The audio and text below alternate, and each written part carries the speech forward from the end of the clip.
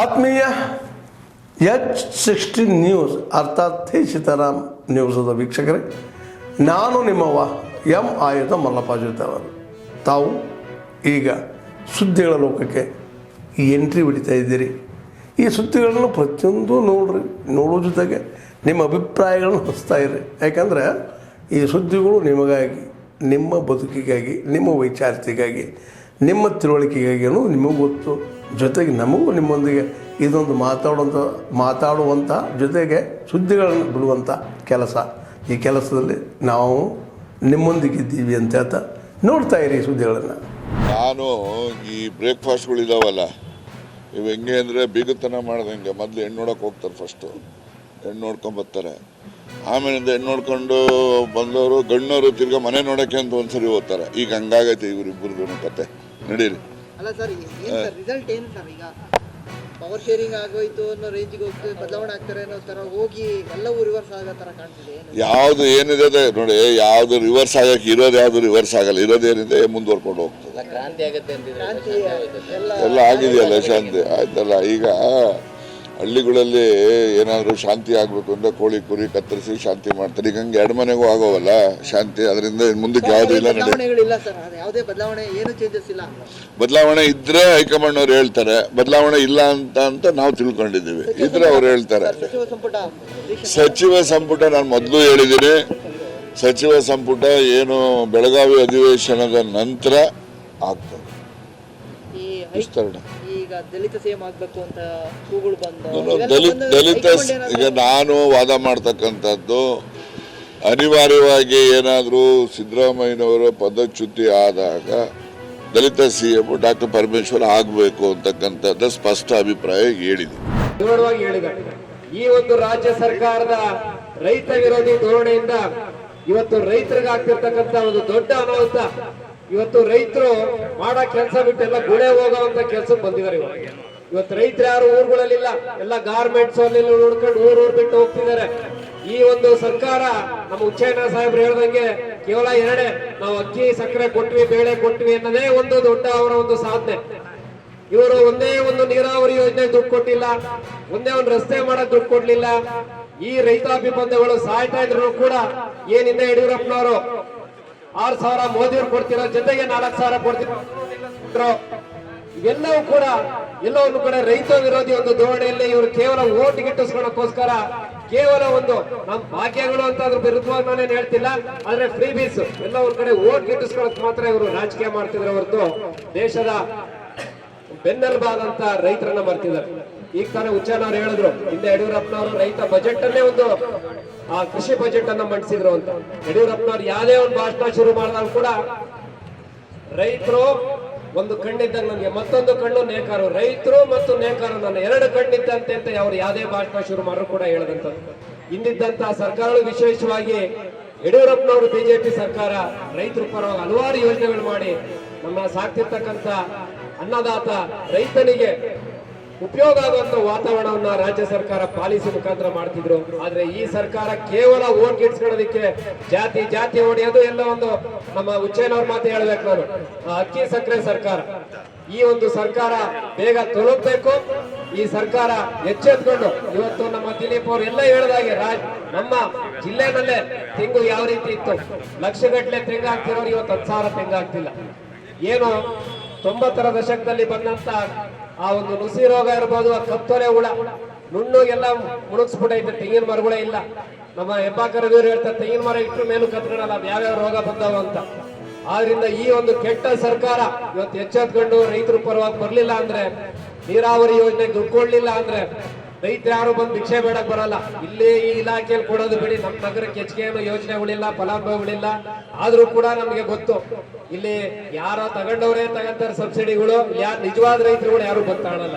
ನಿಜವಾದ ರೈತರು ಬೇಕಾಗಿರೋಂಥದ್ದು ಸರಿಯಾದ ಟೈಮಿಗೆ ಕರೆಂಟು, ನೀರಾವರಿ ಯೋಜನೆ ಮತ್ತು ಸರಿಯಾದ ಟೈಮಲ್ಲಿ ಗೊಬ್ಬರ. ಮಿಕ್ಕಿದವ್ರು ಏನು ಕೂಡ ಸಬ್ಸಿಡಿ ಭಿಕ್ಷೆಗೆ ಯಾರು ಬರಲ್ಲ.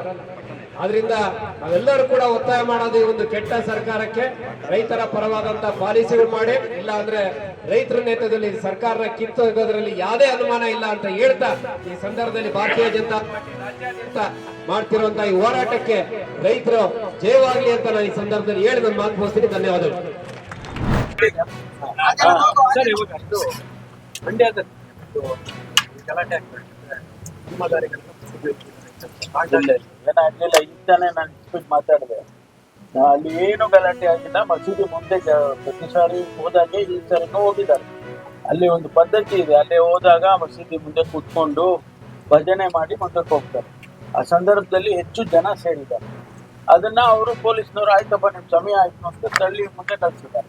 ಬೇರೆ ಏನು ಗಲಾಟೆ ಆಗಿಲ್ಲ. ಪ್ರತಿ ವರ್ಷ report I got from SP ಹೌದು, ಅದೇ ರೀತಿ ಮಾಡ್ತಾರೆ.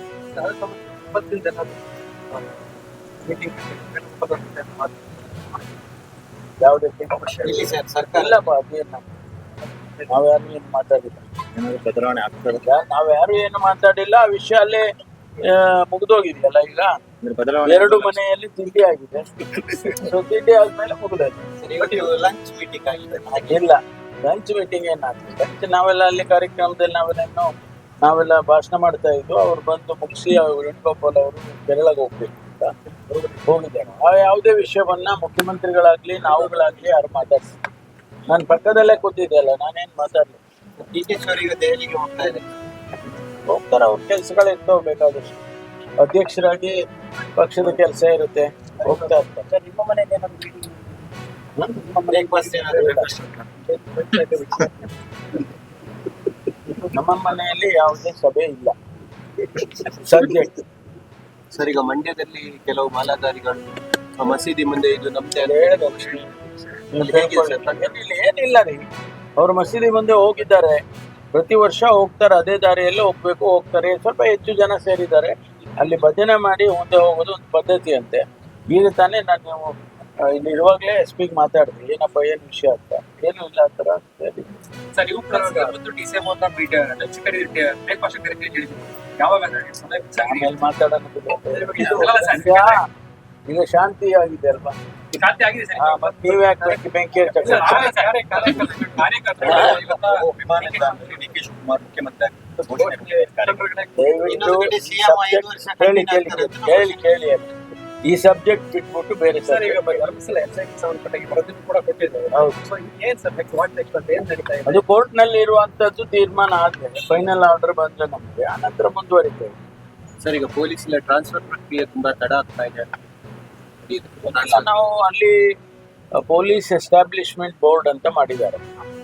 ಅವರು ಈ ಟ್ರಾನ್ಸ್ಫರ್ಸ್ ಆಗತ್ತೆ ಇದ್ರೆ ನಮಗೆ ಬೇರೆ ಬೇರೆ ಇಲಾಖೆಯಲ್ಲಿ ಇದ್ದಾಗೆ ನಮಗೆ ಒಂದು ಸಮಯ ನಿಗದಿ ಮಾಡೋದಿಲ್ಲ ಟ್ರಾನ್ಸ್ಫರ್ಗೆ.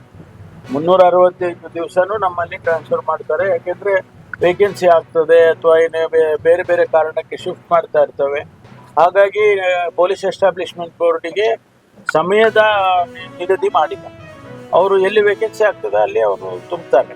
ಪ್ರಕ್ರಿಯೆಗಳು ತಡ ಆಗ್ತಾ ಇದೆ. ಏನಿಲ್ಲ, ಇಲ್ಲ 1-2 ಆ ಥರ ಆಗಿರ್ಬೋದು.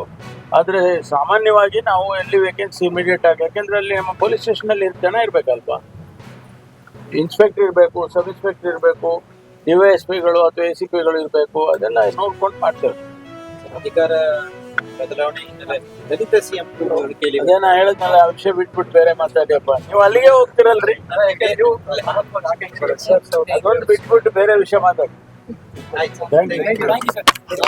ಬೇರೆ ಮಾತಾಡ್ತಾರೆ. ರಾಜಕೀಯ ಚರ್ಚೆ ಆಗಿಲ್ಲ ಸರ್. ವರದಿ ಕೊಟ್ಟಿದ್ದಾರೆ ಹಾಗೆ ಹೀಗೆ.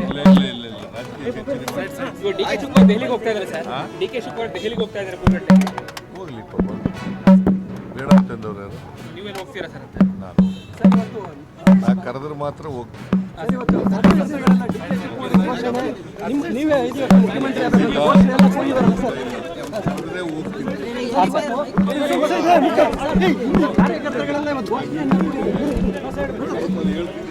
ಹಾಂ ಸರ್.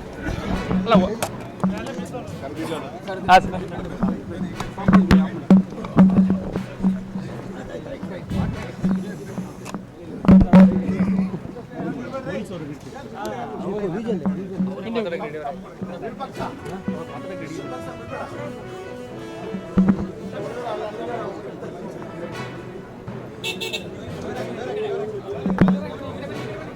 ಆತ್ಮೀಯರೇ, ಎಲ್ಲ ಸುದ್ದಿಗಳನ್ನು ನೋಡಿದ್ರಲ್ಲ, ಏನು ಅನಿಸ್ತು ನಿಮಗೆ?